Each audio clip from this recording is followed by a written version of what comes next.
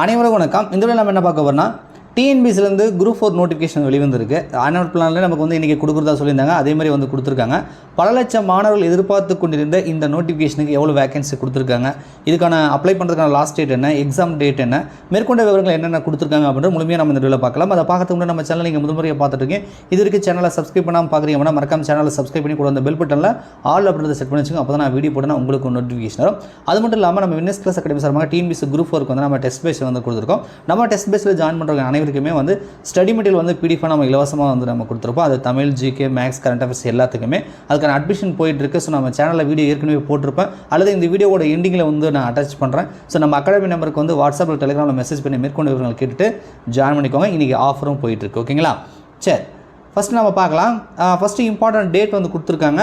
25/4/2025 இன்றைக்கி தான் நோட்டிஃபிகேஷன் கொடுத்துருக்காங்க. லாஸ்ட் டேட் அப்ளை பண்ணுறதுக்கு 24/5/2025 அடுத்த மாதம் 24 வரைக்கும் அப்ளை பண்ணுறது டைம் கொடுத்துருக்காங்க. அப்ளிகேஷன் கரெக்ஷன் வந்து பார்த்திங்கன்னா 29/5/2025 31/5/2025 நம்ம வந்து கரெக்ஷன் பண்ணிக்கலாம், அதாவது எடிட் பண்ணிக்கலாம்ன்றது சொல்கிறாங்க. Date of examination, exam date பார்த்திங்க அப்படின்னா நமக்கு இதுக்கு முன்னே 13/7 கொடுத்துருந்தாங்கன்னு நினைக்கிறேன் ஆனுவல் பிளானில். ஸோ இப்போ வந்து பார்த்தீங்கன்னா 12/7/2025 ஒரு நாள் முன்கூட்டியே வந்து எக்ஸாம் வரதாக சொல்கிறாங்க. இதுக்கான ஏற்கனவே சமூக வலைதளங்களில் இந்த செய்தியெலாம் பரவிட்டு இருந்து அதே மாதிரி தான் இவங்களும் சொல்லியிருக்காங்க. 12/7/2025 ஸோ ஒரு நாள் முன்கூட்டியே நமக்கு வந்து எக்ஸாம் வந்து வைக்கிற மாதிரி இருக்குது. ஆனுவல் பிளானருக்கும் நோட்டிஃபிகேஷனும் கொஞ்சம் டிஃப்ரெண்ட் இருக்குது. ரைட்டா? காலை 9:00லேருந்து 12:30 மணி வரைக்கும் எக்ஸாம் நடக்கும் அப்படின்றத சொல்லியிருக்காங்க. ஸோ அதுக்கேற்ற மாதிரி ப்ரிப்பேர் பண்ண பாருங்கள். எப்படி அப்ளை பண்ணுறதுனால இன்ஸ்ட்ரக்ஷன்லாம் கொடுத்துருக்காங்க. இது ஜென்ரலாக கொடுக்குறதா பார்த்துக்கோங்க.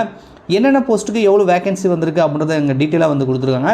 நிறைய பேர் எதிர்பார்த்து கொண்டிருந்த விஓக்கு பார்த்தீங்கன்னா 215 வேகன்சி இருக்குது. ஜூனியர் அசிஸ்டன்ட் நான் செக்யூரிட்டி போஸ்ட் வந்து 1621 வந்திருக்கு. ஸோ இது மாதிரி நிறைய விதமான போஸ்ட் இருக்குது. ஒவ்வொன்றுத்துக்கும் எவ்வளோ வேகன்சி இங்கே மென்ஷன் பண்ணியிருக்காங்க. நீங்கள் கொஞ்சம் இதை செக் பண்ணி பார்த்துக்கோங்க. ஓகேவா? டைப்பிஸ்ட் வந்திருக்கு. அதே மாதிரி forest guard with driving licence, forest வாட்சரு, இது மாதிரி நிறைய விதமான போஸ்ட்டுக்கு கொடுத்துருக்காங்க. ஒட்டுமொத்தமாக எவ்வளோ சார் கொடுத்துருக்காங்கன்னா 3935 வேகன்சி வந்திருக்கு. கண்டிப்பாக இது வந்து ரொம்ப ரொம்ப குறைவான ஒரு வேகன்சி. பல லட்சம் பேர் எதிர்பார்த்து கொண்டிருக்கக்கூடிய இந்த போஸ்ட்டுக்கு குறைந்தபட்சம் ஒரு 10,000 வேகன்சியாவது கொடுத்துருக்கணும். ரைட்டா? நோட்டிஃபிகேஷன் வரும்பொழுது குறைவாக தான் கொடுப்பாங்க, அதுக்கப்புறம் ரிவைஸ் பண்ணுவாங்க அப்படின்னு சொல்லி மனசை தேர்த்திக்கினாலும் அறிவிப்பு கொடுக்கும்பொழுது ஒரு 8,000 9,000 கொடுத்துட்டு அதுக்கப்புறம் ரிவைஸ் பண்ணாங்கன்னா ஒரு 10,000 12,000 வந்தால் கூட பரவாயில்ல. கொடுக்கும்போது இவ்வளோ ஒரு குறைவாக கொடுத்துட்டு எவ்வளோ தான் இன்க்ரீஸ் பண்ணாலும் அது 10,000 தொடுமான்றது ஒரு பெரிய கேள்விக்குறியாக இருக்குது. ஸோ கண்டிப்பாக வந்து வேகன்சியை இன்க்ரீஸ் பண்ணணும். என்னை பொறுத்த வரைக்கும் ஒரு டென்டேட்டிவ் வேகன்சி அப்படின்னு சொல்லுவாங்க. ஏன்னா கவர்மெண்ட்டுக்கிட்ட இருந்து இன்னும் பார்த்தீங்கன்னா வேகன்சி வந்து டிஎன்பிஎஸ்சிக்கு சப்மிட் பண்ணியிருக்க மாட்டாங்க. நெக்ஸ்ட் இயர் எலெக்ஷன் வரதுனால மேபி இதுக்கப்புறம் வந்து ரிவைஸ் பண்ணுவாங்கன்னு எதிர்பார்க்குறோம். ரைட்டா? ரிவைஸ் பண்ணுவாங்கன்றது கன்ஃபார்ம் தான். ஆனால் எவ்வளோ இங்கே ரிவைஸ் பண்ணி இன்க்ரீஸ் பண்ணுவாங்கன்னு சொல்ல முடியாது. இருந்தாலும் எதிர்பார்த்ததை விட ரொம்ப கம்மியாக இருக்குன்றது மனசு கொஞ்சம் கஷ்டமாக இருக்குது. நிறைய பேர் வந்து பார்த்திங்கன்னா இது எதிர்பார்த்துட்டு இருக்க மாட்டீங்க. ரைட்டா? சரி, பார்ப்போம். நல்லதே நடக்கும் அப்படின்னு நம்புவோம். ஓகேங்களா? சரி, ஏஜ் லிமிட் 1 இயர் 2025 அடிப்படையில் குறைந்தபட்சம் எவ்வளோ இருக்கணும், மேக்ஸிமம் எவ்வளோ இருக்கணும்னு சொல்கிறாங்க. அதர்ஸ்னால் ஓசி ஜென்ரல். ஸோ இந்த கேட்டகரிக்கு போட்டி போகிறீங்கன்னா நீங்கள் வந்து பார்த்தீங்கன்னா minimum age should have completed 21 அப்படின்றத போட்டிருக்காங்க ஒரு போஸ்ட் விஓக்கு மட்டும். மற்றதுக்கெல்லாம் மினிமம் வந்து 18 இருந்தால் போதும். மேக்ஸிமம் பார்த்திங்க அப்படின்னா 32 கொடுத்துருக்காங்க. வழக்கம் போல் 10 வருஷம் வந்து மாற்றுத்திறனாளிகள் வந்து ரிலாக்ஸேஷன் இருக்கும். எக்ஸசைஸ் 50, விடோவுக்கு 37 சொல்கிறாங்க. இது வந்து ஜென்ரல் கேட்டகரி, அதாவது ஓசி கேட்டகரிக்கு அப்ளை பண்ணுறவங்களுக்கு இது பொருந்தும். ஓகேவா? இதே நீங்கள் வந்து BC Muslim, MBC, DNC, SC, SC, ST இந்த ரிசர்வேஷன் கம்யூனிட்டிக்குள்ளே வரீங்க அப்படின்னா ஸோ இப்போ இவங்க சொல்லக்கூடிய இந்த ஏஜ் லிமிட் தான் பொருந்தும். அதுவும் இது 10ஆம் வகுப்பு மட்டுமே படித்தவர்களுக்கு மட்டுமே பொருந்தும். நல்லா ஞாபகம் வச்சுக்கோங்க. திரும்ப சொல்கிறேன், நிறைய பேர் கன்ஃபியூஷன் ஆகிக்க வேண்டாம். புதுசாக பார்க்குறவங்க கன்ஃபியூஷன் ஆகிப்பீங்க. 10ஆம் வகுப்பு தான் நான் படிச்சிருக்கேன், அதுக்கு மேலே நான் படிக்கவே இல்லை சார் அப்படின்னா இந்த ஏஜ் லிமிட் பொருந்தும். ஒருவேளை நீங்கள் 12வது டிப்ளமோ டிகிரி முடிச்சிருக்கீங்கன்னா இந்த ஏஜ் லிமிட் பொருந்தாது. உங்களுக்கு வந்து நோ மேக்ஸிமம் ஏஜ் லிமிட், அதாவது 60 வயசு வரைக்கும் நீங்கள் அப்ளை பண்ணிக்கலாம். சொல்கிறது புரிஞ்சுதுங்களா? இதை பார்த்துட்டு நீங்கள் கன்ஃபியூஷன் ஆக வேண்டாம். ரைட்டா? ஸோ 10ஆம் வகுப்பு மட்டுமே படித்த இந்த பிசி, பிசிஎம், எம்பிசி, எஸ்சிஎஸ்சி இருக்குங்களா? ஸோ இவங்க விஓக்கு குறைந்தபட்சம் 21, மேக்ஸிமம் 42 வயசு இருக்கலான்றாங்க. மாற்றுத்திறனாளிகள் 10 வருஷம் ரிலாக்ஸேஷன் கொடுத்துருக்காங்க. எக்ஸ் சர்வீஸ்மேன் 55, ஆதரவு 42 கொடுத்துருக்காங்க. மற்ற எல்லா போஸ்ட்டுக்கும் பார்த்தீங்கன்னா குறைந்தபட்சம் 18, அதிகபட்சம் வந்து 34 வயசும் கொடுத்துருக்காங்க. இது பிசி, எம்பிசி, டிஎன்சிக்கு 34, மற்ற போஸ்ட்டுக்கு வந்து 37 போட்டிருக்காங்க. இங்கே எல்லாத்துலேயுமே ஆஸ் போட்டிருக்காங்க. பார்த்தீங்களா? ஒரு ஆஸ் சிம்பிள் போட்டிருக்காங்கல்ல, இது எல்லாமே நான் தான் சொன்னேன், குறைந்தபட்சம் 10ஆம் படித்தவங்க மட்டும்தான். அதுக்கு மேலே படிச்சிருந்தாங்கன்னா இந்த லிமிட் வந்து பொருந்தாது. ஓகேங்களா? ஸோ குறைந்தபட்சம் நீங்கள் 10ஆம் வகுப்பு பாஸ் பண்ணியிருக்கீங்க, குறைந்தபட்சம் 18 வயசு கம்ப்ளீட் பண்ணால் நீங்கள் தாராளமாக அப்ளை பண்ணுங்கள். ஸோ 10ஆம் வகுப்பு மட்டுமே பிடிச்சிருந்தா இந்த 34 37ன்றதை நீங்கள் வந்து பார்த்துக்கோங்க ரைட்டா. இந்த இடத்துல பாருங்கள் இந்த ஆஸ் சிம்பிள் போட்டுருந்தாங்க சொன்னாலே அங்கே பாருங்கள் no maximum age limit candidate blank to BC BCM MBC SC SCA ST who passes general education qualification which is higher than minimum general education qualification. குறைந்தபட்ச கல்வி தகுதியான 10ஆம் வகுப்பு மேற்படிப்பு 10ஆம் வகுப்பு தாண்டி படிச்சிருக்காங்கன்னா அவங்களுக்கு நோ மேக்ஸிமம் ஏஜ் லிமிட் கொடுத்துருக்காங்க. ஸோ நீங்கள் ஒருவேளை MBC BCA BC முஸ்லீம் SC ST SCA இந்த மாதிரிலாம் இருக்கீங்க 10ஆம் வகுப்புக்கு மேலே படிச்சிருக்கீங்கன்னா நீங்கள் ரிட்டையர்ட் ஏஜ் வரைக்கும் 60 வயசு வரைக்கும் அப்ளை பண்ணிக்கலாம். அதை வந்து தெளிவாக புரிஞ்சுக்கோங்க ஓகேங்களா. நிறைய பேர் தெரிஞ்சிருக்கும், இதெல்லாம் புதுசாக பார்க்குற நிறைய பேர் கன்ஃபியூஷன் ஆகிக்கிறாங்க டேபிள் இப்படி போட்டிருக்கேன்னு ஓகேங்களா. சரி, இதுக்கெல்லாம் என்னென்ன குவாலிஃபிகேஷன் 10ஆம் வகுப்பு பாஸ் பண்ணால் குரூப் 4க்கு அப்ளை பண்ணலாம். ஆனால் எல்லா போஸ்ட்டுக்குமே 10ஆம் வகுப்புன்னு சொல்ல முடியாது. ஒரு சில போஸ்ட்டுக்கு 12ஆம் வகுப்பு, ஒரு சில போஸ்ட்டுக்கு டிகிரியும் கேட்டிருப்பாங்க, டைப்பிஸ்ட்டுக்கு டைப்பிங் முடிச்சிருக்கணும்னு சொல்லுவாங்க. அதெல்லாம் நீங்கள் வந்து பார்த்துக்கணும் ஓகேங்களா. இங்கே பாருங்கள் மஸ்ட் பாஸ் ஜென்ரல் எஜுகேஷன் SLCலாம் போட்டிருப்பாங்க. ஒரு சிலதுக்கு மட்டும் பார்த்தீங்கன்னா டிகிரின்னு போட்டிருப்பாங்க. இங்கே பாருங்கள் ஜூனியர் எக்ஸிக்யூட்டிவ் ஆஃபீஸர் டிகிரி அப்படின்னு போட்டிருப்பாங்க. ஒரு சிலதுக்கு மட்டும் அந்த டிகிரி வந்து கேட்பாங்க ஓகேங்களா. இங்கே பாருங்கள் சென்னை இந்த இதுக்கு ஜூனியர் அசிஸ்டன்ட் கம் டைப்பிஸ்ட்டுக்கும் டிகிரி வந்து கேட்டிருக்காங்க. ஸோ எல்லா போஸ்ட்டுக்கும் டிகிரி இல்லை, ஒரு சில போஸ்ட்டுக்கு மட்டும் தான் டிகிரி வரும். ஆனால் குறைந்தபட்ச கல்வி தகுதி என்பது 10ஆம் வகுப்பு முடிச்சிருந்தாலே நீங்கள் தாராளமாக அப்ளை பண்ணலாம் குரூப் 4க்கு ரைட்டா. ஸோ பார்த்துக்கோங்க.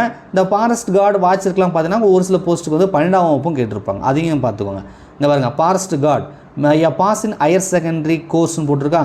இங்கே பாருங்கள் ஃபாரஸ்ட் கார்டுக்கு வந்து ஹையர் செகண்டரினா +2, அதில் physics chemistry biology zoology botany இந்த மாதிரி எந்த படிச்சிருக்கணும் அப்படின்றத கொடுத்துருப்பாங்க. ஃபாரஸ்ட் கார்டு வித் டிரைவிங் லைசன்ஸுக்கும் ஹையர் செகண்டரி வந்து முடிச்சிருக்கணும், +2 வந்து முடிச்சிருக்கணும் அப்படின்ற மாதிரிலாம் போட்டிருப்பாங்க. ஃபாரஸ்ட் வாட்சருக்கு வந்து நீங்கள் 10ஆம் வகுப்பு படிச்சிருந்தாலே போதுமானது அப்படின்றதும் போட்டிருப்பாங்க ஓகேங்களா. ஸோ இதெல்லாம் பார்த்துக்கோங்க. ஃபாரஸ்ட் வாட்சர் இதுக்கும் பார்த்தீங்கன்னா 10ஆம் வகுப்பு பாஸ் பண்ணியிருந்தால் போதும். ஃபாரஸ்ட் கார்டு மட்டும் +2 வந்து கேட்டிருக்காங்க ஓகேங்களா. ஸோ இதான் எஜுகேஷன் குவாலிஃபிகேஷனாக வந்து கொடுத்துருக்காங்க.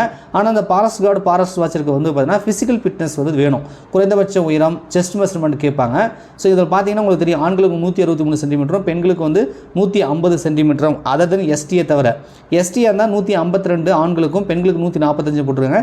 செஸ்ட் மெஷர்மெண்ட் குறைந்தபட்சம் 79 ஆண்களுக்கு, பெண்களுக்கு 74ன்னு போட்டிருக்காங்க. விரிவடைய நிலை வந்து 5 சென்டிமீட்டர் அப்படின்றத கொடுத்துருக்காங்க ஓகேங்களா. ஸோ பெண்களுக்கு இது கொடுக்க வேண்டியதில்லை, பட் கொடுத்துருக்காங்க. சரி ஓகே. அப்புறம் அதாவது விசன் வந்து யாருக்கு வேணும்னா ஃபாரஸ்ட் கார்டு வித் டிரைவிங் லைசன்ஸ்காரங்களுக்கு எவ்வளோ வந்து ரைட் ஐ லெஃப்ட் ஐக்கான vision distance vision near vision எவ்வளோ இருக்கணுன்றதும் கொடுத்துருக்காங்க. மற்ற போஸ்ட்டுக்கு இது தேவைப்படாது ரைட்டா. அதை பற்றி கன்ஃபியூஷன் ஆகிக்க வேண்டாம் ஓகேங்களா. ஸோ முக்கியமான விவரங்கள் இதுதான். இதுக்கப்புறம் பார்த்தீங்கன்னா எப்படி அப்ளை பண்ணுறது நிறைய விவரங்கள் இன்ஸ்ட்ரக்ஷன்லாம் கொடுத்துருப்பாங்க. அதுக்கு எக்ஸாம் பேட்டர்ன் வந்து கொடுத்துருப்பாங்க. எக்ஸாம் பேட்டர்ன் நமக்கு தெரிஞ்சது தான்.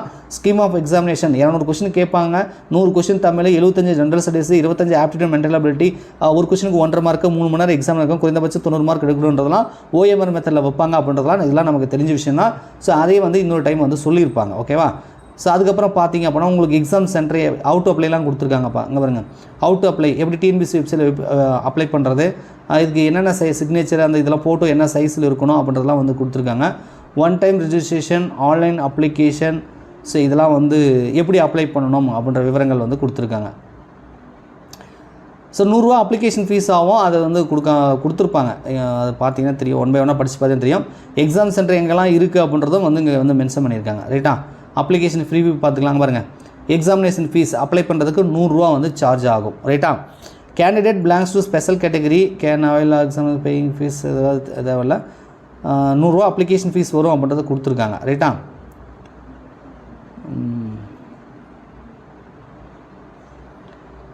எக்ஸாமினேஷன் ப்ரீ பேமெண்ட் அதான் போட்டிருக்காங்க. ஆன்லைனில் பண்ணிக்கலாம் அப்படின்றதெல்லாம் சொல்லியிருக்காங்க. எடிட் ஆப்ஷன் வந்து பண்ணுறது நிறைய விவரங்கள் கொடுத்துருப்பாங்கப்பா, கொஞ்சம் வந்து படித்து பாருங்கள் ஓகேங்களா. ஸோ கீழே வந்து நிறைய அனெக்சரிலாம் அட்டாச் பண்ணியிருப்பாங்க. சிலபஸும் இது கூட அட்டாச் பண்ணியிருப்பாங்க. ஏற்கனவே நமக்கு சிலபஸ் சேஞ்ச் பண்ணிட்டாங்கன்னு உங்களுக்கு தெரியும். நியூ சிலபஸ் வந்து தமிழுக்கு வந்து கொடுத்துருக்காங்க. ஜிகே அதுதான், பட் அந்த யூனிட் மட்டும் மாற்றிருப்பாங்க ஓகேங்களா. ஸோ இந்த நியூ சிலபஸ் படி தமிழுக்கு வந்து மொத்தம் 7 யூனிட் இல்லையா, இலக்கணம் 25, சொல்லகராதி, எழுதும் திறனுக்குலாம் இதுக்கு நம்ம வந்து புக்கு வந்து பப்ளிஷ் பண்ணியிருக்கோம். ஆஸ் பர் நியூ சிலபஸ் படி புக்கு வந்து நான் லான்ச் பண்ணியிருக்கோம் ரைட்டாக. ஆஃபரில் புக் வந்து சேல் போயிட்டுருக்கு. உங்களுக்கு முழுமையாக 7 யூனிட்டும் சிலபஸ் வந்து 100% கவர் ஆகிற மாதிரியும் ப்ளஸ் வந்து topic wise previous year question cover ஆகிற மாதிரி 2-in-1 புக்காக நம்ம லான்ச் பண்ணியிருக்கோம் வின்னர்ஸ் கிளாஸ் அகாடமியில்.